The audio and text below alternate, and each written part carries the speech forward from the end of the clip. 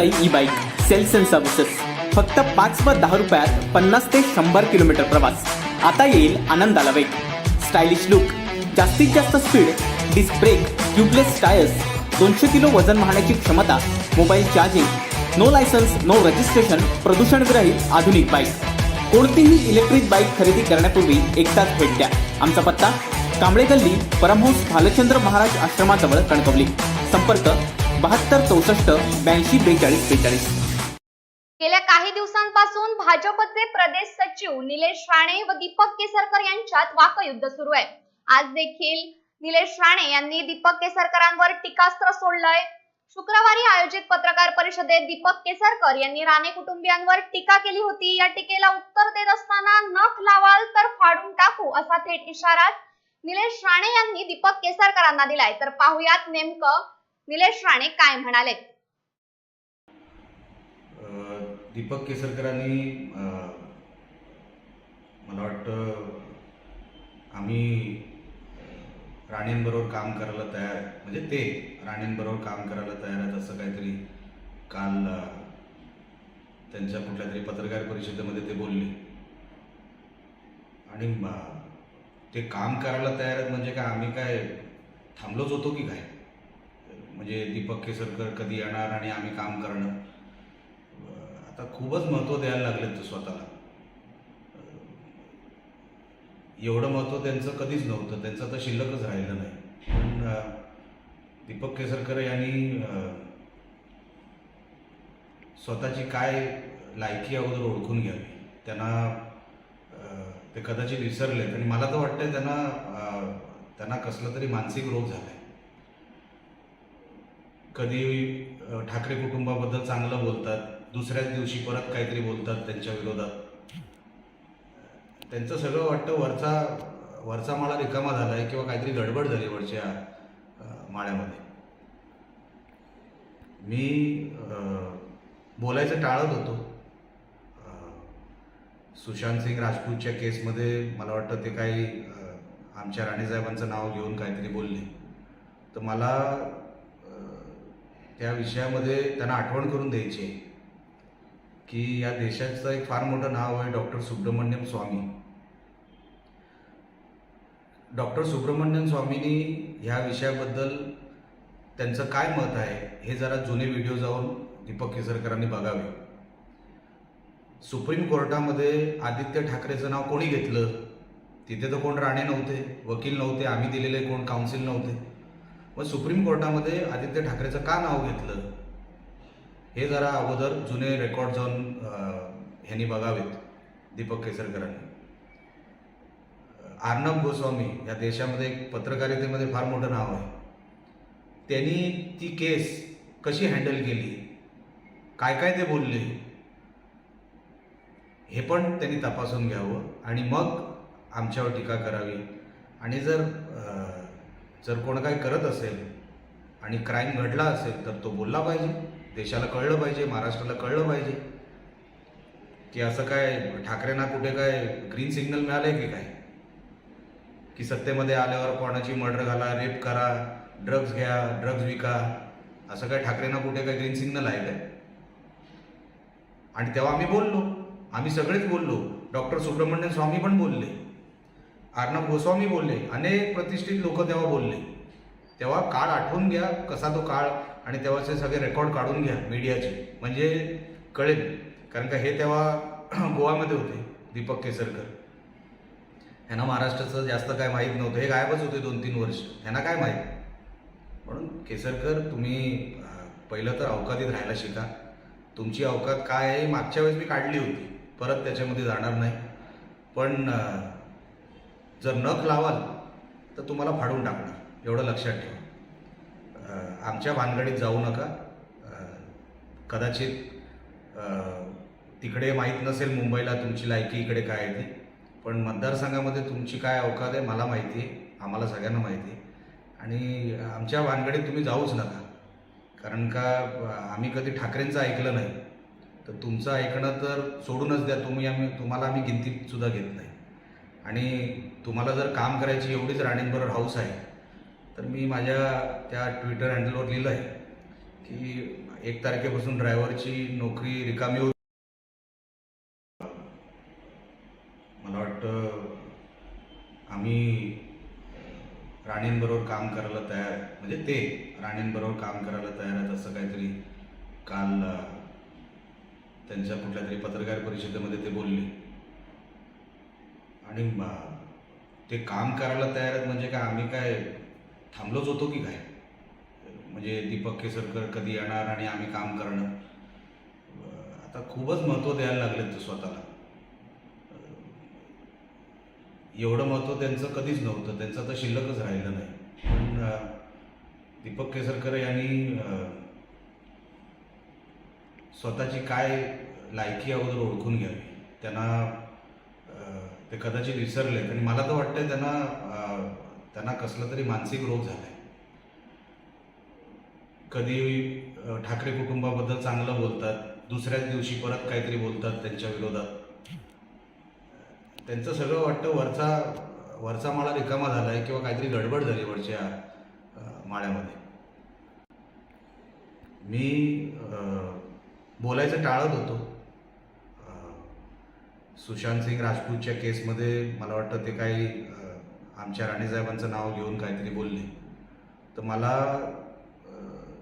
त्या विषयामध्ये त्यांना आठवण करून द्यायची आहे की या देशाचं एक फार मोठं नाव आहे डॉक्टर सुब्रमण्यम स्वामी.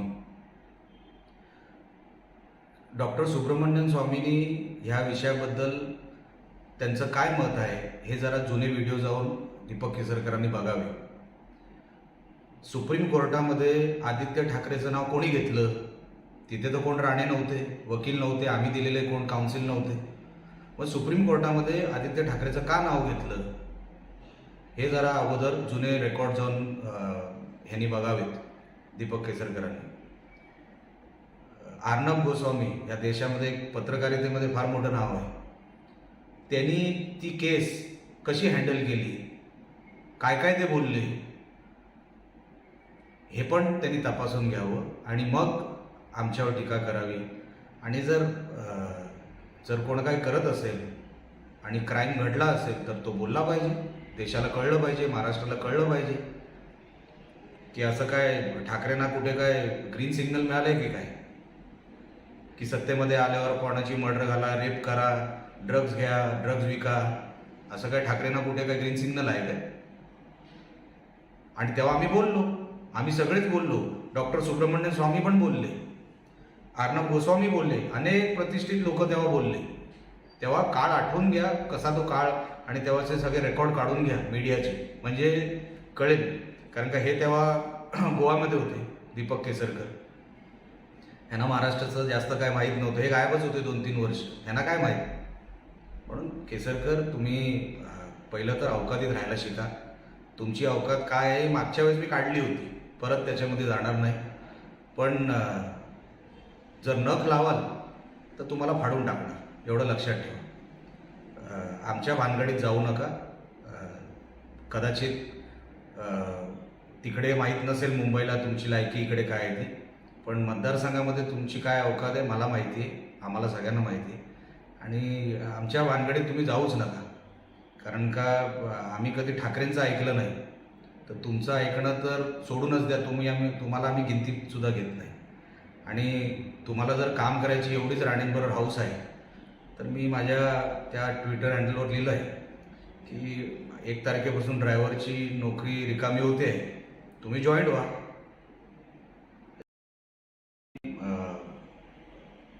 मला वाटतं आम्ही राणेंबरोबर काम करायला तयार, म्हणजे ते राणेंबरोबर काम करायला तयार आहेत असं काहीतरी काल त्यांच्या कुठल्या तरी पत्रकार परिषदेमध्ये ते बोलले. आणि ते काम करायला तयार आहेत म्हणजे काय आम्ही काय थांबलोच होतो की काय? म्हणजे दीपक केसरकर कधी येणार आणि आम्ही काम करणं. आता खूपच महत्त्व द्यायला लागलेत ते स्वतःला. एवढं महत्त्व त्यांचं कधीच नव्हतं, त्यांचं तर शिल्लकच राहिलं नाही. पण दीपक केसरकर यांनी स्वतःची काय लायकी अगोदर ओळखून घ्यावी. ते कदाचित विसरलेत आणि मला तर वाटतं त्यांना कसला तरी मानसिक रोग झाला आहे. कधी ठाकरे कुटुंबाबद्दल चांगलं बोलतात, दुसऱ्याच दिवशी परत काहीतरी बोलतात त्यांच्या विरोधात. त्यांचं सगळं वाटतं वरचा माळा रिकामा झाला आहे किंवा काहीतरी गडबड झाली वरच्या माळ्यामध्ये. मी बोलायचं टाळत होतो. सुशांत सिंग राजपूतच्या केसमध्ये मला वाटतं ते काही आमच्या राणीसाहेबांचं नाव घेऊन काहीतरी बोलले, तर मला त्या विषयामध्ये त्यांना आठवण करून द्यायची आहे की या देशाचं एक फार मोठं नाव आहे डॉक्टर सुब्रमण्यम स्वामी. डॉक्टर सुब्रमण्यम स्वामींनी ह्या विषयाबद्दल त्यांचं काय मत आहे हे जरा जुने व्हिडिओ जाऊन दीपक केसरकरांनी बघावे. सुप्रीम कोर्टामध्ये आदित्य ठाकरेचं नाव कोणी घेतलं? तिथे तर कोण राणे नव्हते, वकील नव्हते, आम्ही दिलेले कोण काउन्सिल नव्हते. मग सुप्रीम कोर्टामध्ये आदित्य ठाकरेचं का नाव घेतलं हे जरा अगोदर जुने रेकॉर्ड जाऊन ह्यांनी बघावेत दीपक केसरकरांनी. अर्णब गोस्वामी या देशामध्ये एक पत्रकारितेमध्ये फार मोठं नाव आहे. त्यांनी ती केस कशी हँडल केली, काय काय ते बोलले हे पण त्यांनी तपासून घ्यावं आणि मग आमच्यावर टीका करावी. आणि जर कोण काही करत असेल आणि क्राईम घडला असेल तर तो बोलला पाहिजे, देशाला कळलं पाहिजे, महाराष्ट्राला कळलं पाहिजे की असं काय ठाकरेंना कुठे काय ग्रीन सिग्नल मिळालंय की काय, की सत्तेमध्ये आल्यावर कोणाची मर्डर घाला, रेप करा, ड्रग्ज घ्या, ड्रग्ज विका, असं काय ठाकरेंना कुठे काय ग्रीन सिग्नल आहे काय? आणि तेव्हा आम्ही सगळेच बोललो. डॉक्टर सुब्रमण्यम स्वामी पण बोलले, अर्णब गोस्वामी बोलले, अनेक प्रतिष्ठित लोक तेव्हा बोलले. तेव्हा काळ आठवून घ्या कसा तो काळ, आणि तेव्हाचे सगळे रेकॉर्ड काढून घ्या मीडियाचे, म्हणजे कळेल. कारण का हे तेव्हा गोवामध्ये होते दीपक केसरकर, ह्यांना महाराष्ट्राचं जास्त काय माहीत नव्हतं, हे गायबच होते 2-3 वर्ष, ह्यांना काय माहीत. म्हणून केसरकर तुम्ही पहिलं तर अवकातीत राहायला शिका. तुमची अवकात काय आहे मागच्या वेळेस मी काढली होती, परत त्याच्यामध्ये जाणार नाही. पण जर नख लावाल तर तुम्हाला फाडून टाकणार, एवढं लक्षात ठेवा. आमच्या भानगडीत जाऊ नका. कदाचित तिकडे माहीत नसेल मुंबईला तुमची लायकी इकडे काय आहे ती, पण मतदारसंघामध्ये तुमची काय अवकात आहे मला माहिती आहे, आम्हाला सगळ्यांना माहिती आहे. आणि आमच्या भानगडीत तुम्ही जाऊच नका, कारण का आम्ही कधी ठाकरेंचं ऐकलं नाही, तर तुमचं ऐकणं तर सोडूनच द्या. तुम्हाला आम्ही गिनतीतसुद्धा घेत नाही. आणि तुम्हाला जर काम करायची एवढीच राणेंबरोबर हौस आहे तर मी माझ्या त्या ट्विटर हँडलवर लिहिलं आहे की 1 तारखेपासून ड्रायव्हरची नोकरी रिकामी होते, तुम्ही जॉईंट व्हा, असं मी बोललो.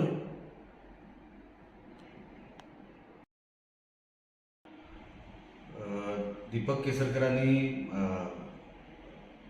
मला वाटतं आम्ही राणेंबरोबर काम करायला तयार आहे, म्हणजे ते राणेंबरोबर काम करायला तयार आहेत असं काहीतरी काल त्यांच्या कुठल्या तरी पत्रकार परिषदेमध्ये ते बोलले.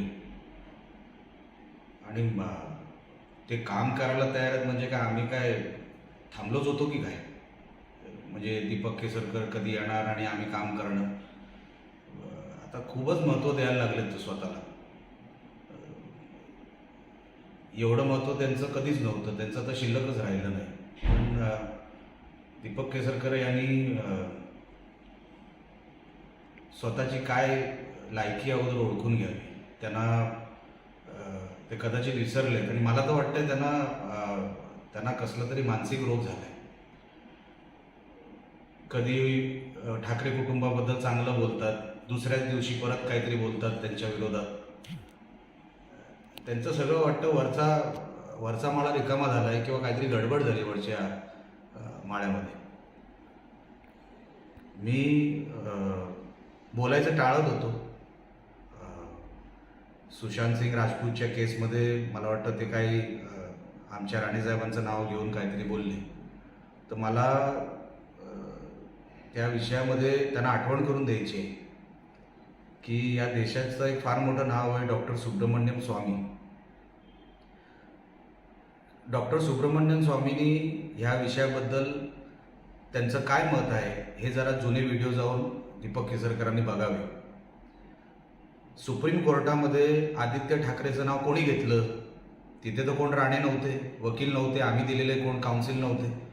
मग सुप्रीम कोर्टामध्ये आदित्य ठाकरेचं का नाव घेतलं हे जरा अगोदर जुने रेकॉर्ड जाऊन ह्यांनी बघावेत, दीपक केसरकरांनी. अर्णब गोस्वामी या देशामध्ये एक पत्रकारितेमध्ये फार मोठं नाव आहे. त्यांनी ती केस कशी हँडल केली, काय काय ते बोलले, हे पण त्यांनी तपासून घ्यावं आणि मग आमच्यावर टीका करावी. आणि जर कोण काही करत असेल आणि क्राईम घडला असेल तर तो बोलला पाहिजे, देशाला कळलं पाहिजे, महाराष्ट्राला कळलं पाहिजे की असं काय ठाकरेंना कुठे काय ग्रीन सिग्नल मिळालंय की काय, की सत्तेमध्ये आल्यावर कोणाची मर्डर घाला, रेप करा, ड्रग्ज घ्या, ड्रग्ज विका, असं काय ठाकरेंना कुठे काय ग्रीन सिग्नल आहे काय? आणि तेव्हा आम्ही सगळेच बोललो. डॉक्टर सुब्रमण्यन स्वामी पण बोलले, अर्णब गोस्वामी बोलले, अनेक प्रतिष्ठित लोक तेव्हा बोलले. तेव्हा काळ आठवून घ्या कसा तो काळ, आणि तेव्हाचे सगळे रेकॉर्ड काढून घ्या मीडियाचे, म्हणजे कळेल.